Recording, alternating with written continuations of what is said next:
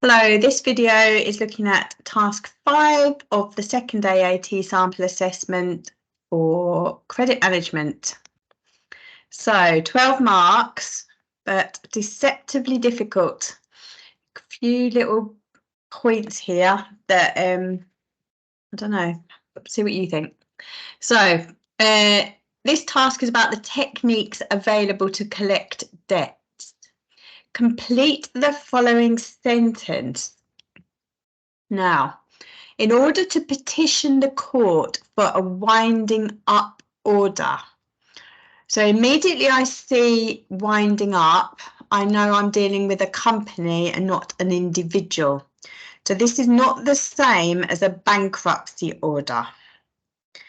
So it's been asked that to petition a court for a winding up order that you have to be owed at least how much? Now, some of you might be sort of drawn to the £5,000 because that is the figure for a bankruptcy. This is a bit naughty. It's a winding up order for a company, in which case it goes to £750. TJ traders have been to court in relation to a customer who owes the business £15,100. The customer is not employed and their bank balance is overdrawn, but the customer does own a property. The court has ruled in favour of TJ traders, but the customer is still refusing to settle the debt. The most likely judgment the court can enforce to recover the debt will be. Right, so we've got options. So an attachment of earnings order is not going to work because it says the customer is not employed. It's definitely not that. A warrant of delivery, so that's when the bailiff goes and gets some assets and sells them in order to settle the debt. Now, I guess they could go and sell the property, but likely the property is going to be way sort of in excess of £15,000 odd. So that would seem a little bit drastic. There's no mention of any other property available. A garnish order, so that's when kind of customer A owes customer B owes you, so you just get the money straight off customer A. Again, there's no mention of that situation, so it can't be that. The bottom one, a charging order. So that's where a charge is placed, usually over a property, which means that unless the debt is paid, then, or rather, if the property can't be sold unless that debt is paid. And ultimately, if the person doesn't pay the debt, then we could come for the property. So it's a little bit sort of less severe right now than the warrant of delivery, but it still has the right teeth to enable us to get hold of that property if they continue not to pay the 15,000. So charging order would be the best answer. Are these statements about liquidation true or false? So somewhat surprisingly, there's discussion around the voluntary liquidation as opposed to compulsory liquidation. So again, this is something that I sort of researched when I saw this. So a voluntary liquidation can only be activated by shareholders of a company where they decide to put the company into liquidation and there are enough assets to pay all the debts, right? Which is another word for it being solvent. So members, that's the shareholders, voluntary liquidation, so by choice, is a formal process to close a solvent company. And that statement is true.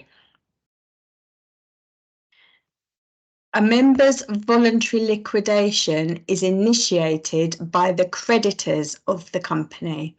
Well, no, because the creditors, the people that are owed money, they would initiate a compulsory liquidation, because they'd be basically saying, look, I'm owed more than £750, I'm not happy, petition the court, etc., etc. A voluntary liquidation, as I've just said, occurs when the members, the shareholders, decide to close down the company, and it has to be solvent at that time. So this one will therefore be false. And then here, I'm not sure if there's a slight mistake in the wording. Because it says the directors of a company will initiate a compulsory liquidation of the business. So the directors of a company could initiate a compulsory liquidation of the business, but so could a creditor, which would be the more likely situation. So I would rather this said the directors of a company could initiate compulsory liquidation, which would be true, or the directors of a company will always initiate a compulsory liquidation, which would be false. So just to recap, voluntary liquidation, always the members, the shareholders, company has to be solvent. Compulsory liquidation, the company doesn't have enough money to pay off its creditors, and that can be initiated by the directors, the shareholders, or more commonly by people that are owed money, creditors. A business has a customer who is refusing to pay an overdue debt of £9,800. The business wishes to take the customer to court to recover the debt, and the case is not seen as being overly complicated. The county court process, which would deal with this size of debt, is under £10,000, so it's the small claims track, which is within the county court. A business is considering the use of a debt collection agency as part of its credit control procedures. A debt collection agency will often operate on a no collection, no charge basis. Yeah, I mean, they might do some sort of fixed fee and then this on top, but it's quite a common way for debt collection agencies to get their money. A debt collection agency may offer a service to buy the debt from the organisation who is owed the money, instead of chasing the debt on their behalf. Yeah, there's nothing stopping them offering that service. A debt collection agency will only usually contact the customer who owes the debt in writing. No, they will commonly go and knock on their door and try and get the money. Identify whether the following statements are correct or incorrect relating to insolvency. So insolvent means you are unable to pay your debts as they fall due. An advantage of a company voluntary arrangement is that it allows a company to continue trading. So a company voluntary arrangement is a CVA. And what that does is it's where you kind of agree with your creditors some kind of payment plan over a fixed period of time. And it might even be an arrangement whereby every creditor agrees to maybe accept, I don't know, 70% of what's owed to them, on the basis that if they can sort of help the company to continue to trade, they know that, you know, they're more likely to get something, rather than if it just folds and all the secured creditors take priority, they might end up with nothing. So this is correct. An advantage of a CVA is that it allows the company to continue to trade. A company going into administration means it will always be rescued. No, so following my kind of rule of thumb, if it says always or never, it's probably false or incorrect.